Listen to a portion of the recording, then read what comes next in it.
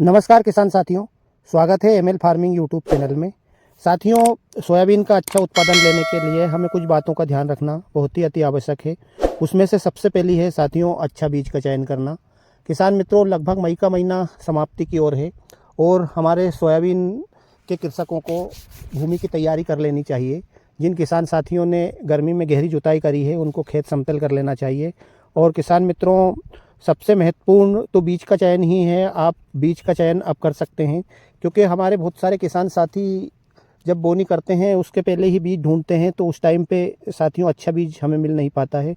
और सबसे बड़ी चीज़ तो यह है कि हमें उस बीज के बारे में पता ही नहीं होता कि ये सोयाबीन अच्छा उत्पादन देता भी है कि नहीं देता है। लेकिन हमारी मजबूरी रहती है कि हम वो बीज खरीद करके और हमारी ज़मीन में बो देते हैं।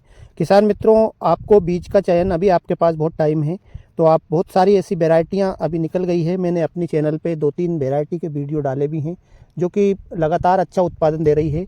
और साथियों, 100 दिन से पहले की वैरायटी भी है, और जो किसान साथी थोड़ी सी लेट वैरायटी ढूंढ रहे थे तो उनके लिए लेट वैरायटी भी है जो मेरी चैनल पे डली हुई है, आप देख सकते हैं।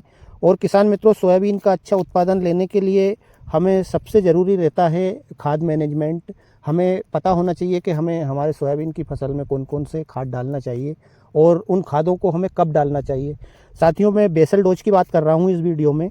बेसल डोज के बारे में मैंने कई किसान साथियों से पूछा, तो आप यकीन नहीं मानोगे, उन किसान साथियों को पता ही नहीं है कि बेसल डोज नाम की भी कोई चीज़ होती है। उन्हें मालूम नहीं है कि बेसल डोज क्या रहता है, हमें कब देना रहता है। तो साथियों, मैं इस वीडियो में बेसल डोज के बारे में ही बात कर रहा हूँ, जो कि हमें हमारे सोयाबीन की फसल से पहले ही देना है। हमें भूमि में तो हमें कौन कौन से खाद उसमें देना है जो कि हमारे सोयाबीन के लिए अति आवश्यक है। तो साथियों, मैं प्रति एकड़ के हिसाब से बात कर रहा हूँ। उसमें आपको 1 बोरी डीएपी लेना है और 2 बोरी एसएसपी यानी कि सिंगल सुपर फास्फेट और 20 किलो पोटास लेना है। प्रति एकड़ के हिसाब से आप इन तीनों खादों को मिला लीजिए। और जब हम अंतिम बखरनी करते हैं तो अंतिम बखरनी से पहले आप इनको ज़मीन में डाल करके और अंतिम बखरनी कर दें। और उसके बाद जब हम बारिश आएगी और सोयाबीन की बोनी करते हैं, तो जब हम हमारे सोयाबीन की फसल को ये शुरुआत से ही मिलना स्टार्ट हो जाएंगे। साथियों, फास्फोरस की आवश्यकता सोयाबीन को आखिरी तक रहती है। बिल्कुल जिस टाइम पे हमारे सोयाबीन पकते हैं उस टाइम पे फास्फोरस की ज़रूरत रहती है, जो कि डीएपी और एसएसपी के माध्यम से हमारे सोयाबीन की फसल को लास्ट तक मिलता रहता है। यानी कि फास्फोरस सोयाबीन की फसल को 90 दिन तक अति आवश्यक रूप से ज़रूरी है, ताकि उससे जड़ों का विकास अच्छा हो और हमारा सोयाबीन का पौधा अच्छा बने। साथियों, नाइट्रोजन की ज़रूरत हमें हमारे सोयाबीन की फसल को शुरुआती दिनों में पड़ती है, जो कि बहुत ही कम मात्रा में पड़ती है।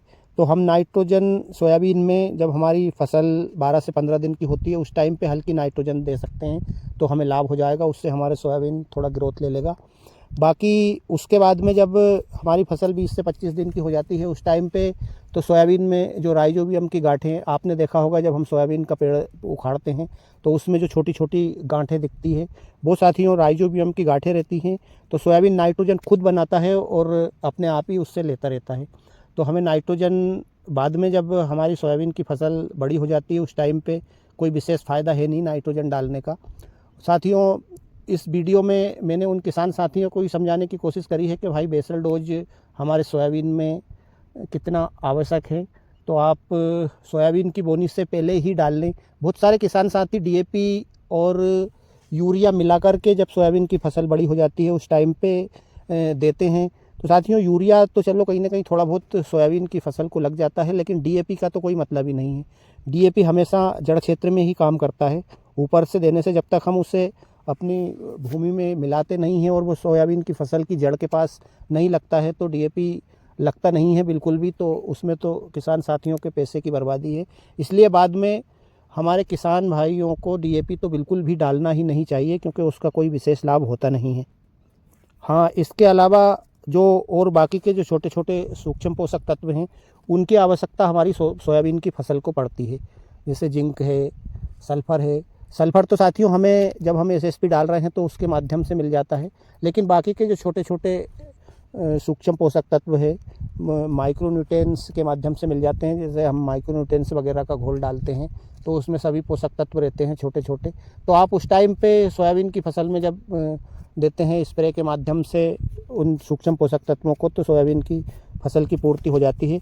और साथियों, आप इस प्रकार से अगर सोयाबीन का ध्यान रखते हैं और इस प्रकार से आप सोयाबीन की खेती करते हैं, और एक और विशेष बात कि जो आजकल सोयाबीन की वैरायटियां हैं वो किसान मित्रों काफ़ी फैलने वाली और काफ़ी बढ़ने वाली वैरायटियां हैं, तो आप उन वैरायटियों का विशेष रूप से ध्यान रखें, उसके बीज दर का विशेष रूप से ध्यान रखें और कतार से कतार की दूरी का विशेष रूप से ध्यान रखें, क्योंकि साथियों ज़्यादा घना बोने से ज़्यादा उत्पादन नहीं आता है सोयाबीन का। इसलिए आपको कतार से कतार की दूरी, मैंने पहले वीडियो डाल रखे हैं मेरी चैनल पे, और उसमें मैंने सब कुछ बताया है कि आपको इन बीजों का चयन यदि आप करते हैं तो आपको कतार से कतार की दूरी कितनी रखना चाहिए और बीज से बीज की दूरी कितनी रखना चाहिए, और हमें प्रति एकड़ के हिसाब से कितना बीज इन सोयाबीन का लेना चाहिए जिससे कि हमें अच्छा उत्पादन आए। तो किसान मित्रों, आप मेरे वो वाले वीडियो भी देख सकते हैं, डले हैं चैनल पे, और आशा करता हूं कि इस बार आपका सोयाबीन भी अच्छा पैदा होगा, क्योंकि बहुत सारे किसान साथी सोयाबीन से दुखी हो गए हैं कि साहब सोयाबीन पैदा होता नहीं है। तो आप अगर विशेष प्रकार से ध्यान रखते हैं और इस प्रकार से सोयाबीन की खेती करते हैं तो आपको उम्मीद करता हूं कि लाभ होगा इस बार। और साथियों, मैं आपको इस चैनल पे सोयाबीन में आपको कौन सी फंगिसाइड डालना है, कौन सा कीटनाशक डालना है, तो आपको मैं सब वीडियो मेरे देते रहूँगा इस चैनल पे। तो आप कृपा करके चैनल को सब्सक्राइब कर लेना और वीडियो को लाइक कर देना, और साथियों बेल आइकन को प्रेस ज़रूर कर लेना ताकि आपको मेरा आने वाला वीडियो मिल जाए। आपको सोयाबीन से संबंधित पूरी जानकारी, ये मान लीजिए आपके अभी भूमि तैयारी से लेकर के तो सोयाबीन की फसल पकने तक की आपको इस चैनल पे जानकारी मिलेगी। तो साथियों, मिलते हैं अगले वीडियो में, तब तक के लिए जय जवान जय किसान।